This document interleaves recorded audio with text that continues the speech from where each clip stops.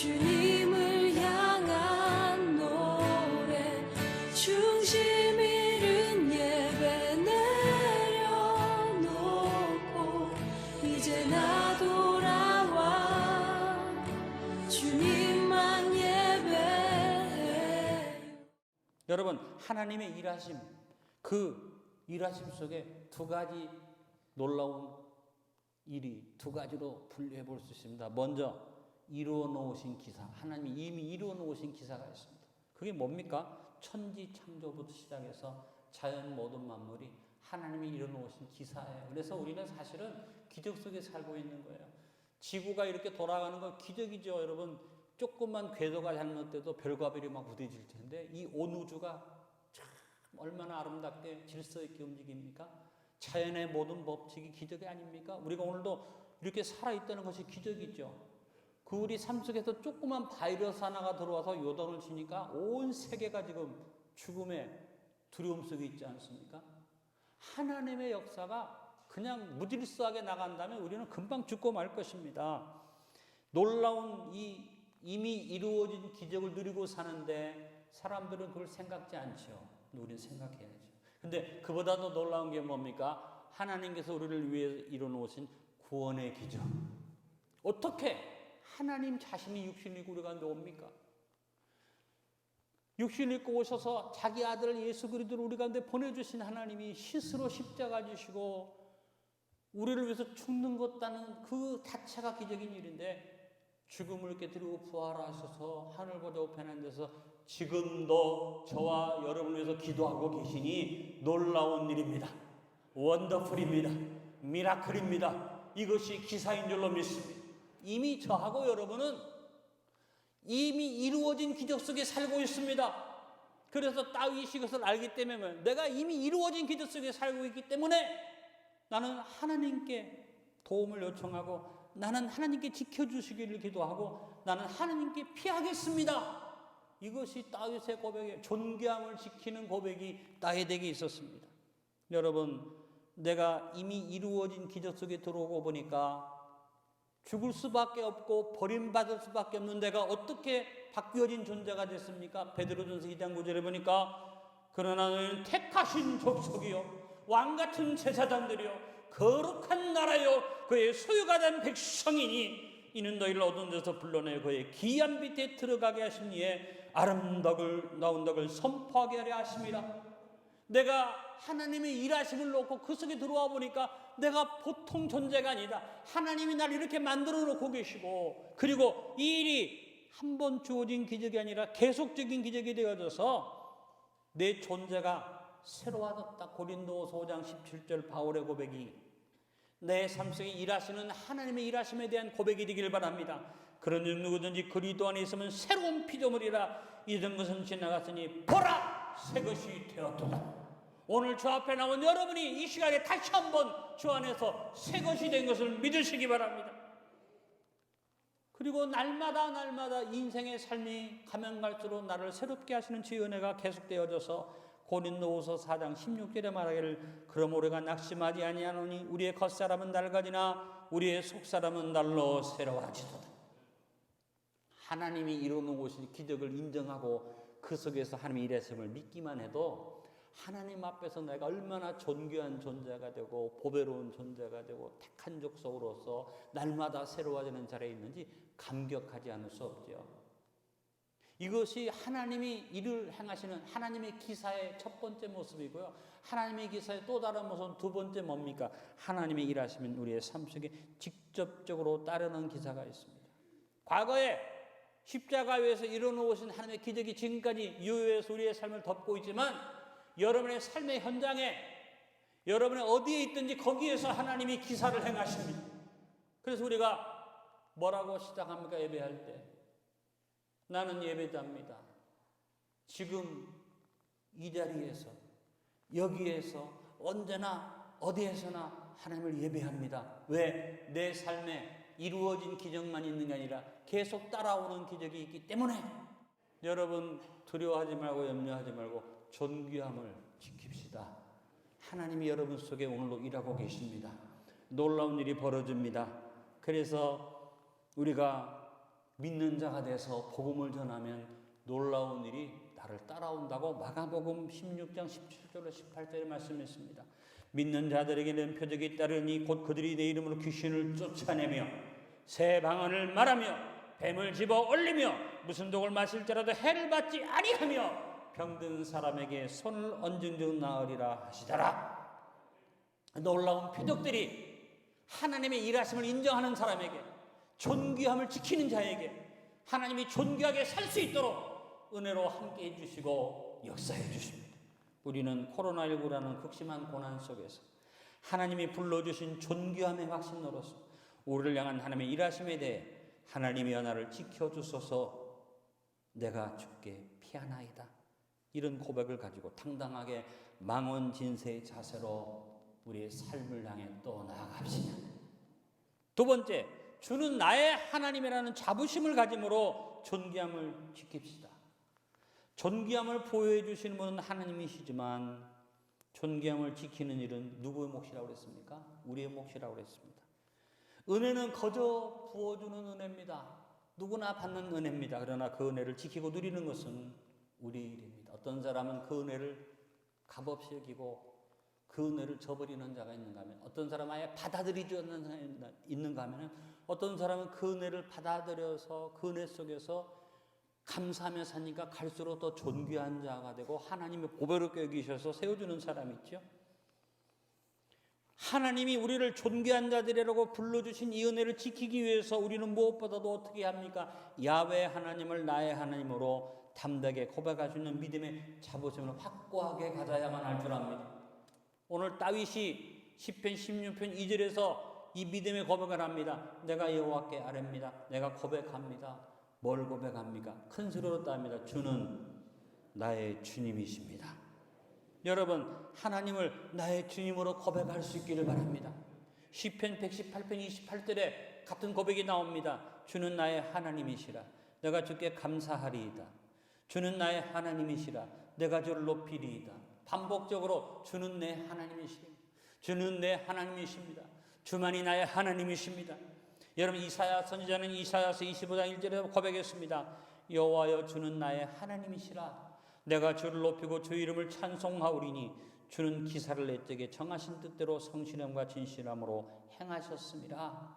주는 나의 하나님이신데 주인 되신 하나님이 나를 향해서 뜻을 가지고 계시고 그 뜻대로 성실하게 진실하게 행하는 주는 나의 참 신실하신 주인이심이라. 성도의 존귀함에 대한 자부심이 뭡니까? 아버지 하나님이 나의 주인이라는 자부심이 없으면 그 사람은 존귀함을 스스로 잃어버리는 사람. 무엇보다 우리는 어떤 것도 따지지 말고 하나님이 나에게 인색하지 않는, 아끼지 아니하고 채우시는 하나님이심을 믿는 믿음을 가져야만 합니다. 우리 하나님이 나의 주인이신데 주인 되신 하나님이 나를 향해 조금도 아끼지 않고 모든 것 주심을 믿으십니까? 근거가 뭐예요? 여러분을 위해서 아끼지 않고 모든 것 주시는 근거가 바로 예수님이시죠. 로마서 8장 32절에 자기 아들을 아끼지 아니하시고 모든 사람을 위해 내어주시니라. 어찌 그 아들과 함께 모든 것을 우리에게 주시지 아니하겠느냐. 믿으십니까? 예수님을 여러분이 주신 것을 믿으십니까? 주님이 예수님도 주셨는데 여러분이 좋은 것 주신 걸 믿으십니까? 고백합니다. 주는 나의 하나님이시라. 주는 나의 주인이시라. 여러분, 이 고백으로 존귀함을 지키시길 바랍니다.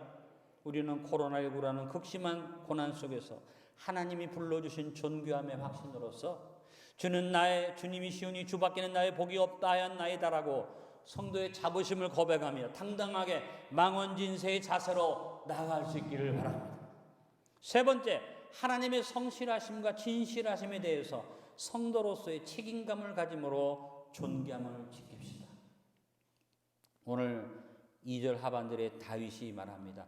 주님은 나의 주님이신데 그 다음에 다윗이 주님이 나의 주인이고 나를 도와주시고 나를 일하신다고만 끝나지 않고 자기도 책임이 있는 고백을 합니다. 주밖에는 나의 복이 없나이다. 우리를 도우시며 지키시는 야훼 하나님은 무질서하게 일하는 분이 아닙니다. 즉흥적으로 일하는 분이 아닙니다. 기분에 의해서 행하시는 무계획하고 무책임한 하나님이 아닙니다. 우리 하나님은 질서의 하나님, 우리 하나님은 조화의 하나님, 우리 하나님은 미리 계획하시는 하나님, 우리 하나님은 모든 일에 책임을 지시는 하나님. 하나님은 어떻게 책임을 지십니까? 정하신 뜻을 성실함과 진실함으로 이루어 가시는 책임 있는 하나님이시잖아요. 우리는 하나님이 나를 위해서 모든 걸 미리 예비하고 정하셨음을 감사해야지 됩니다. 운명이 이미 정해졌다는 얘기가 아니라 하나님 우리를 위해서 최선의 것을 준비하신다는 겁니다. 하나님이 예비하신 최선의 것을 놓치지 않는 여러분 되기 원하려면 하나님이 준비하신 모든 걸 받을 수 있는 책임감을 가진 믿음이 돼야만 합니다. 여기도 끼우거리고 저기도 끼우거리고 이것도 의지하고 저것도 의지하는 자는 하나님이 책임 있게 준비한 걸 받을 자격이 없어요. 오늘 다윗의 고백이 여러분 고백되기를 바랍니다. 주밖에 나의 복이 없나이다. 주님만 바라보겠습니다. 주님만 의지하겠습니다. 책임 있는 신앙이 되시길 바랍니다. 사람도 의지했다가 돈도 의지했다가 권세도 의지했다가 아닙니다. 오직 주님만 의지하고 주님만 바라보기 때문에 나는 책임 있는 믿음의 고백을 가지고 나가야만 할 것입니다. 하나님은 타락해서 범죄한 우리를 위해서 최선의 것을 준비해 주셨습니다. 예수님 안에 준비된 것이 다 있는데 이거 놓치지 않아야지 됩니다. 여러분 하나님께서 저와 여러분을 위해서 책임 있게 다 준비해 놓으셨습니다. 그것을 바울이 고린도서 2장 9절 이렇게 고백합니다. 기록된 바 하나님이 자기를 사랑하는 자들을 위해 예비하신 모든 것은 눈으로 보지 못하고 귀로 듣지 못하고 사람의 마음으로 생각하지도 못하였담과 같으니라. 여러분 코로나19 속에서 지금 어렵고 힘들지만 기대합시다. 왜 아멘이 안 나옵니까? 주님이 우리를 위해서 눈으로 보지 못한 것 준비해 놓으셨어요. 생각하지 못한 것 준비해 놓으셨어요. 하나님이 더 기가 막힌 것으로 우리를 위해서 예배해 놓은 것을 믿으시길 바랍니다. 그런데 이와 같은 하나님의 철저한 예비하심 앞에서 일확천금을 노리는 기복신앙의 태도를 가지라는 게 아니라 하나님이 나를 위해서 성실하게 진실하게 다 예배해 주셨으니까 나도 책임 있는 믿음을 가지자. 다시 한번 말합니다. 여기 기웃하고 저기 기웃하고 이거 의지하고 저 의지하는 게 아니라 주께만 피하겠나이다. 주만 나의 복이십니다. 할렐루야. 코로나19라는 극심한 고난 속에서 하나님이 불러주신 존귀함의 책임감으로서 우리를 향한 하나님의 성실하심과 진실하심에 대해서 어떤 고백을 해야지 됩니까? 주께만 피하겠나이다. 주밖에는 나의 복이 없나이다. 여러분 하나님 앞에 책임 있는 믿음의 사람 되시기 바랍니다. 되는 대로 살다가 힘들고 어려우면 그때서야 주님 살아계신다고 하시는데 어디 계신 이게 아니라 처음부터 어떤 일이 있든지 주만 의지하고 주만 나의 복으로 삼고 주께만 피하고 그래서 하나님이 내게 말씀하신 대로 책임지시는 것처럼 나도 책임 있는 신앙인 되자. 멋대로 살고 지 하고 싶은 대로 하고 무책임하게 살다가 나중에 쫓아와서 주여주여가 아니라 깨달은 그 순간부터는 우리도 고백해야지 됩니다. 주께만 피하겠나이다. 주밖에 나의 복이 없나이다. 여러분 평생토록 이 고백이 떠나지 않기를 간절히 바랍니다. 따라합니다. 주께만 피하겠나이다. 주만 나의 복이십니다. 절대로 여기서 흔들리지 않는 존귀함의 자리를 지키시길 바랍니다. 천박하게 이것 의지했다가 저것 의지했다가 가장 천박한 사람이 어떤 사람입니까? 이 남자 좋아했다가 저 남자 좋아했다가 이 여자 좋아했다가 저 여자 이 천박한 그 가장 천박한 거잖아요. 영적으로 마찬가지입니다. 여기에 끼우거리고 저기에 끼우고 돈 의지하고 명예 의지하는 게 아니라 주만 의지하고 주만 바라보고 주만 나의 복이고 그럴수록 나도 같이 존귀하게 되는 겁니다. 같이 존귀함을 지키게 되는 줄로 믿습니다. 이 믿음이 여러분 있기를 간절히 축원합니다. 네 번째, 하나님의 보장에 대해 자녀의 품위를 가짐으로 존귀함을 지킵시다. 한번 따라해 봅시다. 품위 있게 삽시다. 배고프고 힘든데 품위가 어디 있어? 아니요. 짐승이 아니잖아요. 우리는 짐승이 아닙니다. 품위 있는 인생을 살아야지 됩니다. 오늘 3절에 보니까 하나님이 우리에게 품위를 부여해 주셨어요. 나의 모든 즐거움이 존귀하게 여긴 내 성도들에게 있다고 하셨어요. 하나님의 즐거움이 나한테 있어요. 그런데 내 즐거움 때문에 하나님의 영광을 가리고 하나님의 창조주를 무너뜨리고 하나님 앞에서 내가 천박한 인생이 되면 됩니까? 요즘 우리 사회의 가장 큰 문제가 뭡니까? 동성애, 동성은 참 이게 뭔 얘기입니까? 하나님의 즐거움이 나한테 있어서 하나님이 우리를 귀하게 여기시고 존귀하게 만드셨는데 존귀함을 스스로 버리고 짐승과 같은 자리에 떨어져서 그래서 남자끼리 여자끼리 좋아하는 것이 정상적이라고 말합니다. 사실은 여러분, 나도 모르게 남자가 자꾸 여자가 되고 싶은 거 누가 말하겠어요? 불쌍하죠. 그분들을 욕하는 게 아닙니다. 그런 사람들은 교회가 그 사람들의 마음을 정결하게 해주고 인도하기 위해서 교회가 기도해주고 그들을 보호해야 됩니다. 그러나 그것을 정당화해가지고 이상한 차림으로 길거리에 나가서 퀴어 축제한다고 떠들고 그런 것을 존중해야지 됩니까? 여러분, 사람이기를 거부하고 존귀함을 버린 자들에게 무슨 인권이 있고 거기에 무슨 존중의 의미가 있습니까? 우리 사회의 가장 기본 질서가 뭡니까? 남자와 여자가 같이 만나서 자녀를 낳고 우리의 가정을 이루고 우리 사회를 발전시켜가는 건데 이게 남자와 남자가 여자가 결혼한 것을 정상적이라고 인정한다면 같이 망하자는 얘기죠. 그 사람들을 나쁘다고 말하는 게 아닙니다. 선천적으로 그런 분들은 우리가 긍휼히 여겨야지 되죠. 그러나 이것이 정당화되어지고 이것을 정상이라고 말하니까 어떤 일이 벌어집니까? 더러운 영이 들어간 젊은 사람들이 사실은 그렇지도 않으면서도 호기심 때문에 동성애나 동성혼을 막 따라가서 그것을 축제로 만들어서 막 부추기니까 거기에 따라가가지고 같이 노는 이것이 소수를 보호하는 것이고 이것이 사회를 인권을 존중하는 일입니까? 정신 나간 짓을 하면 안 됩니다. 존귀함을 지켜야지 됩니다. 품위를 지켜야지 됩니다. 전능하신 하나님 앞에서는 견고한 성읍도 무더기가 되고 화려함과 웅장함을 자랑하는 공성도 황무한 것이 됩니다. 하나님 앞에서 아무리 많은 것을 누리고 받고 누린다고 해도 인간의 지혜나 부귀나 영화가 아무 힘이 없고 소용이 없습니다. 어디서 봅니까? 이번에도 코로나19 바이러스 하나만 딱 나오니까 어떤 것도 그 앞에 꼼짝도 못해요. 이 세상의 모든 것 다 자랑해도 이 세상의 모든 것이 다 능력 있는 것처럼 보여도 어디 앞에서는 꼼짝 못합니까? 죽음 앞에서는 꼼짝 못합니다. 여러분, 이 코로나19 바이러스가 왜 무섭습니까? 걸리면 좀 아프고 기침하고 힘들다가 끝나면 무서울 게 없는데 죽잖아요.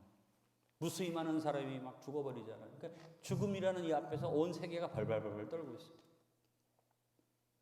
그야말로 온 세계가 작은 바이러스 앞에서 비천하고 천박하고 부끄러운 인생이 되어 있습니다. 하나님이 말씀한 너 존귀한 자다. 왜 이런 일이 생겼습니까? 하나님이 내 즐거움이 너한테 있다고 말씀하시는데 이 인간이 자기 즐거움을 위해서 하나님의 영광을 버리고 하나님의 그 창조의 섭리를 어그러뜨리고 더러운 짓 하고 하니까 이런 바이러스가 우리를 침입한 것입니다. 돈도 명예도 지위도 권세도 미모도 다 물거품입니다. 죽음 앞에 아무것도 아닙니다. 내가 하나님의 앞에 존귀한 자가 되려면 하나님의 수준에 올라가야지. 하나님의 즐거움이 될 만큼 하나님의 기쁨이 될 만큼 품위를 지키고 주 앞에 섭시다. 하나님의 창조 질서를 지킵시다. 천박한 자리에 가지 맙시다. 하나님 자녀로서 품위를 지키십시다. 하나님이 원수 갚음에 대해서도 품위를 지키라고 하셨어요. 네가 원수를 향해서 거품을 불고 원수를 향해서 쌍욕을 하고 원수를 향해서 싸우지 말고 어떻게 하라? 원수 갚음이 나한테 있으니 나한테 맡겨라. 하나님께서 이사야서 25장 4절 5절에 말합니다. 주는 포학자의 기세가 성벽을 치는 폭풍과 같을 때 빈궁한 자의 요새이시며 환난당한 가난한 자의 요새이시며 폭풍 중에 피난처이시며 폭양을 피하는 자의 그늘이 되셨사오니 마른 땅의 폭양을 재앙같이 주께서 이방인의 소란을 그치게 하시며 폭양을 구름으로 가린같이 포악한 자의 노래를 낮추시리이다. 포악하고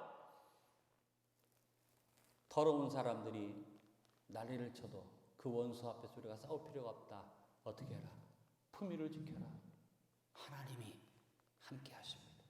여러분, 사울이 인간의 기본 질서를 무너뜨리고 사위인 다윗을 자기를 위해서 충성한 다윗을 죽이려고 쫓아다닐 때 다윗이 품위를 안 지키고 사울을 죽일 수 있는 게 죽였습니까? 아니요. 품위를 지켰어요.